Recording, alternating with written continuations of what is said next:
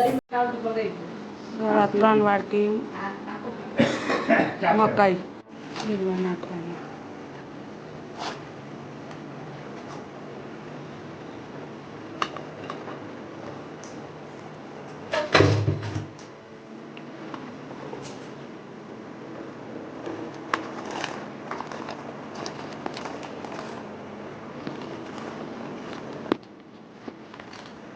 એટલા માટે હળદર નાખવાનું.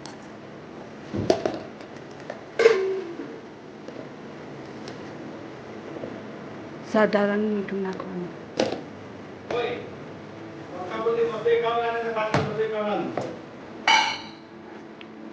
એનાથી વધારે ટેસ્ટ લાવવા માટે અડધી ચમચી મોરસ નાખવાની.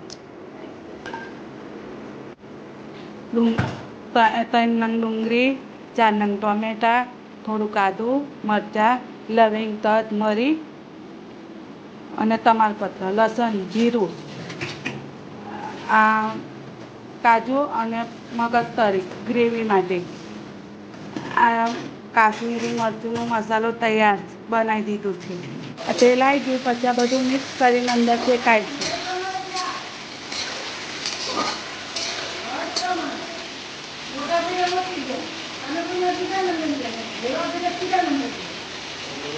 તેલ આવી ગયું પછી આ બધું મિક્સ કરીને અંદર નાખી દીધું છે. આ શેકાય છે. સાધારણ શેકવા માટે સાધારણ મીઠું નાખ્યું છે એટલે જલ્દી શેકાઈ જાય. એટલે મગજતરી અને કાજુ થઈ ગઈ. તેલ મૂકી અને તેલ આવી જાય પછી ગ્રેવી નાખીને શેકી કાઢવાની. અને આ મગજતરી, કાજુ ઉના પાણીમાં પલાળી અને મલાઈ અને દૂધ નાખીને આ ગ્રેવી બનાવી દીધી છે. આ ગ્રેવી શેકવાની ચાલુ થઈ ગઈ છે. થોડીક વારમાં ગ્રેવી શેકાઈ જશે.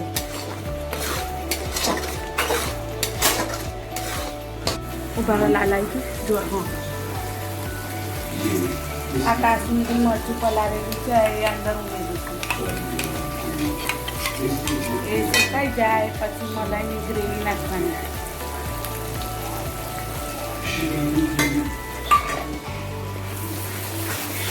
આમાં તેલ છૂટું પડે પછી મલાઈની ગ્રેવી નાખવાની.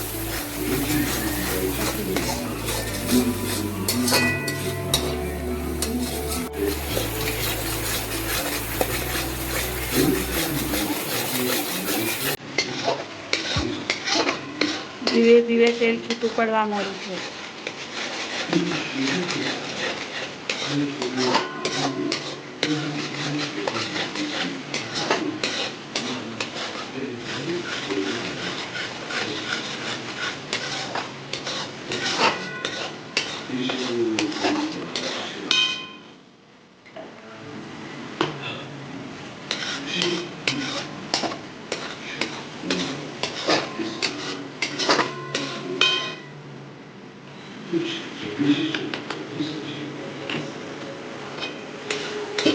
આ તેલ છૂટું પડી ગયું છે. ગ્રેવી શેકાઈ ગઈ છે.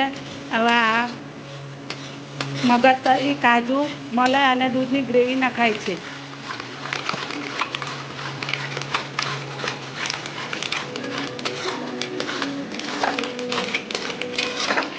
બરાબર મિક્સ થવું જોઈએ અંદર.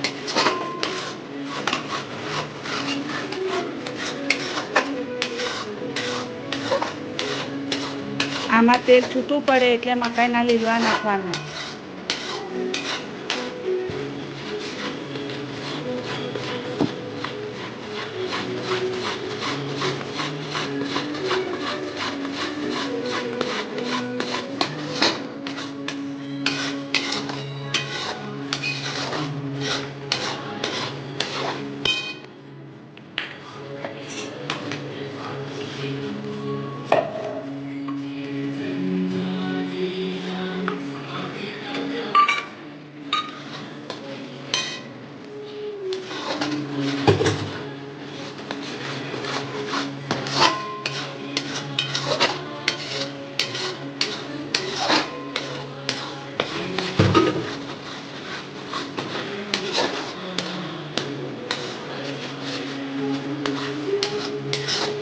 આ તેલ છૂટું પડવા મળ્યું છે.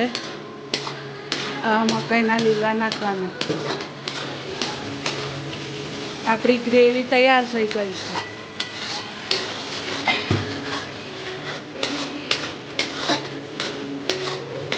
છે રેસ્ટોરન્ટ જેવું સરસ સ્વાદિષ્ટ ગ્રેવી અને મકાઈનું શાક.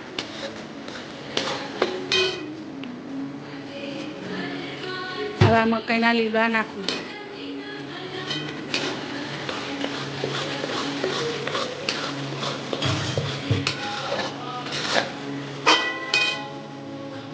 હવે તમારે જેટલું જરૂર હોય એ પ્રમાણે પાણી ઉમેરવું.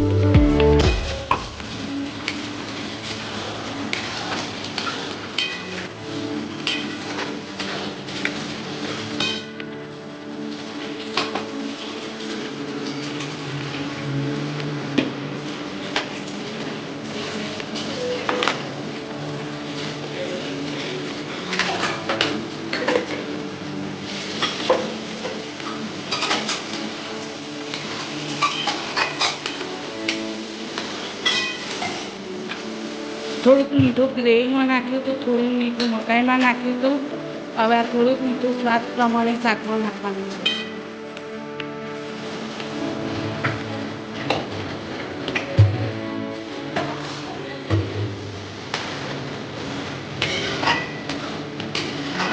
તેલ પડ્યા ત્યાં સુધી થોડીક વાર ઢાંકી મૂકવાનું છે. તેલ છૂટું પડે છે.